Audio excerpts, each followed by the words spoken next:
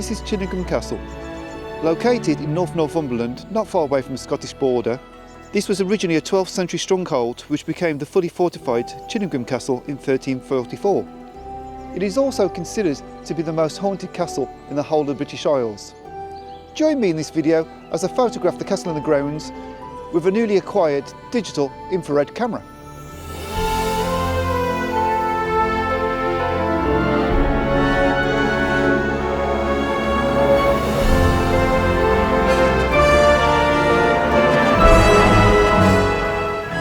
Hi guys, and welcome to another video. Now, before I start exploring the castle, I want to quickly discuss the very roots of my photography. And I'm going to go straight back to the days when I first did my first formal training. And a classroom-based lesson we had, where basically we looked through loads of old photos, because I initially trained as a black and white photographer. Now, two photos really made an impact on me by two different photographers. One was a shot by Ansel Adams, which probably goes without saying, you would expect that. But the other one was by an English photographer called Sir Simon Marsden. And it was an infrared shot. And honestly, I was blown away when I saw this shot. And it sort of, at that point, I knew that I had to try shooting infrared. And over the years, that's what I've done. Starting off with film, obviously, because back in the day when I first started training, digital wasn't the thing. So I used various different sorts of infrared films and different combinations of filters, lots of mistakes. And throughout the years, obviously, have started using digital infrared because it's far more simple, I'll be honest. And it's something I continue to love to do, and it's something I want to do more and more of. So today, we're going to a location that Sir Simon Marsden himself went to. As he was well known for photographing haunted castles, it makes sense that he came to Chillingham, as it is considered the most haunted castle in the whole of the British Isles. So today I'm walking in his footsteps, and I'm going to try and make my own mark on this location and hopefully get some nice shots of the very haunted Chillingham Castle.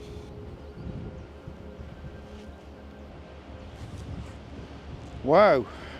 So I've just taken a couple of handheld shots just of the main building behind me, main castle itself. I haven't seen any ghosts yet, which I'm quite pleased about. I suppose it depends whether you believe in ghosts or not, and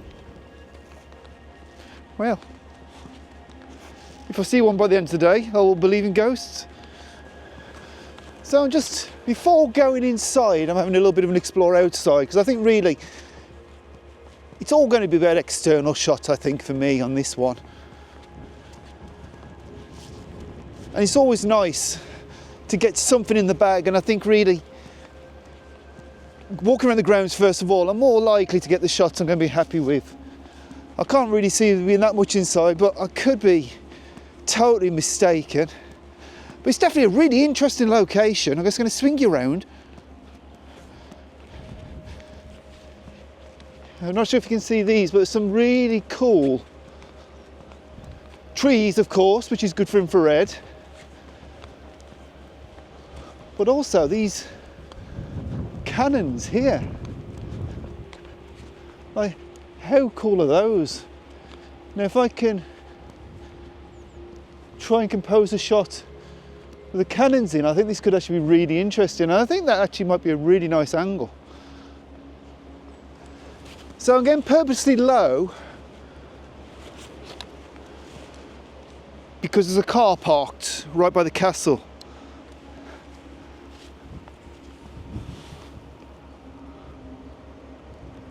But yeah, it's a nice view actually.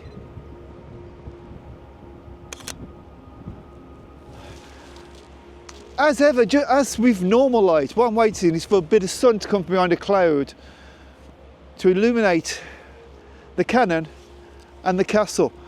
Now, aperture wise, I'm going to have to get quite high. So I'm going to F14.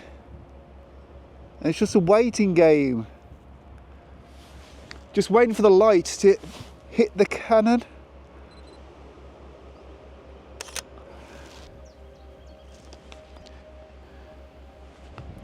Now I've just taken another shot, and what I'm actually doing is I'm using the tree there and behind me there almost to act as pillars on the side of the frame. So being infrared, they're glowing nice and white. And then we've got the castle there, pretty much smack bang in the middle. A very simple scene, but it works really well in infrared.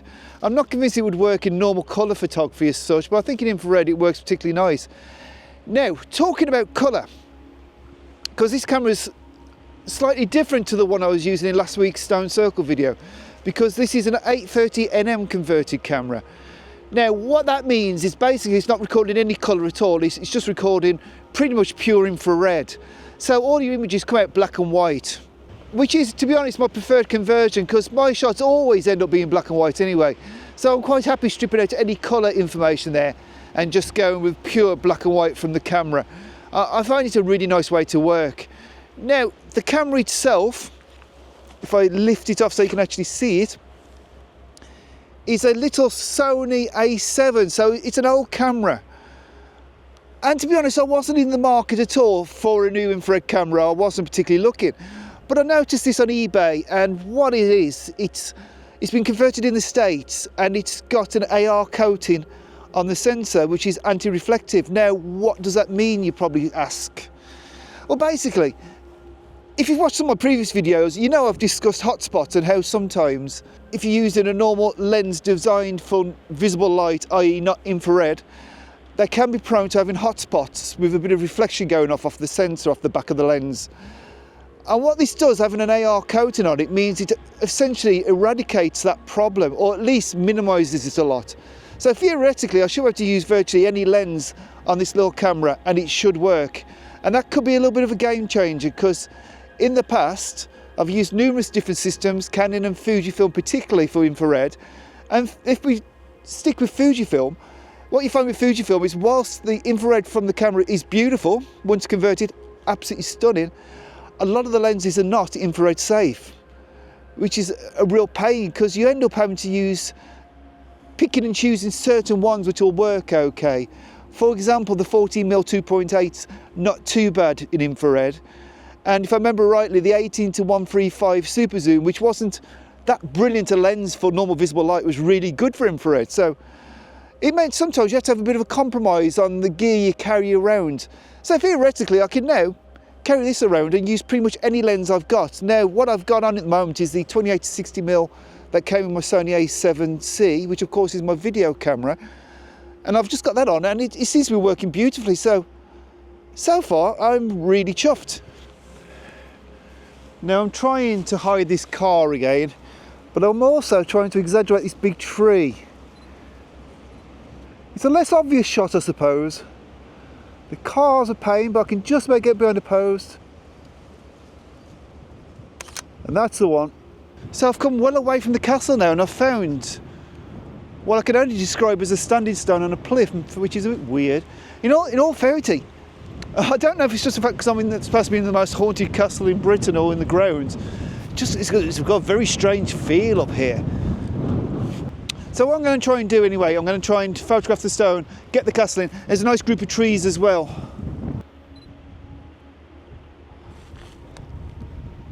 I definitely get the impression it's a little bit off the tourist route, this. It has got a weird feel about it. I'd say it's absolutely no chance at all the castle's going to be in focus as well. I'm going to rank it up to f18, which is giving me an ISO 1000 because I'm doing everything handheld. I'm going to edge my bets and drop my shutter speed down to 125 a second, ISO 400 now. Honestly, I don't know how that shot's turned out. I think it'll be quite nice, actually. I think it'll be a little bit eerie. It's a really strange feel here. There's like stuff just dumped, and if you imagine what must have happened here in the past, in these grounds, the reason, the very fact they felt they had to build a castle to sort of try and defend themselves.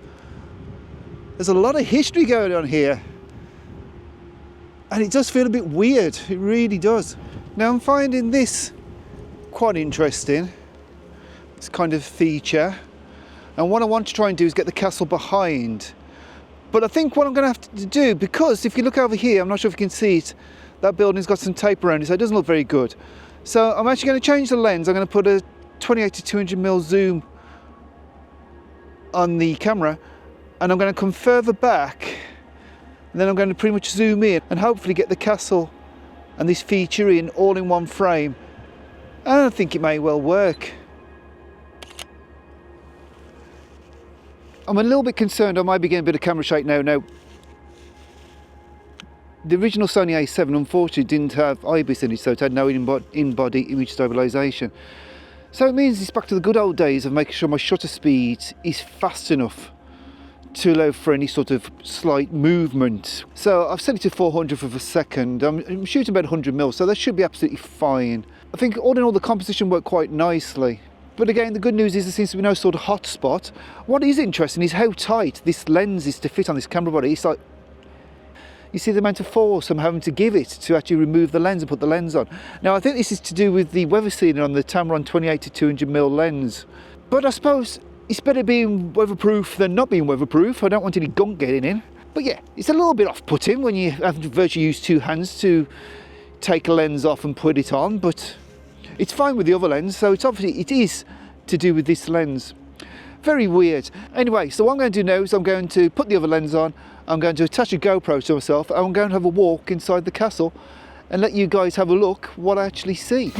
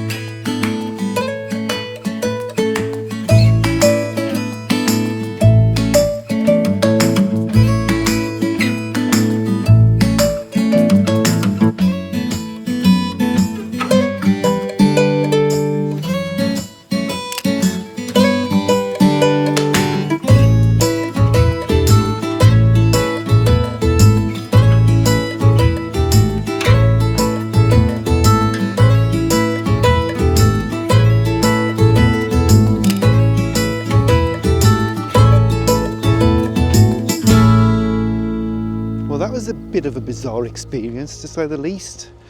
I'm not really sure what I expected to see in there. Didn't see any ghosts, I don't think. I'm not even convinced I actually got that many nice photos, but I think it was interesting to see. I can now say I've been around the most haunted castle.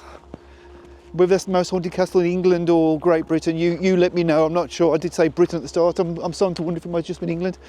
I think it all depends. I think it depends where the ghosts are hanging around at the time.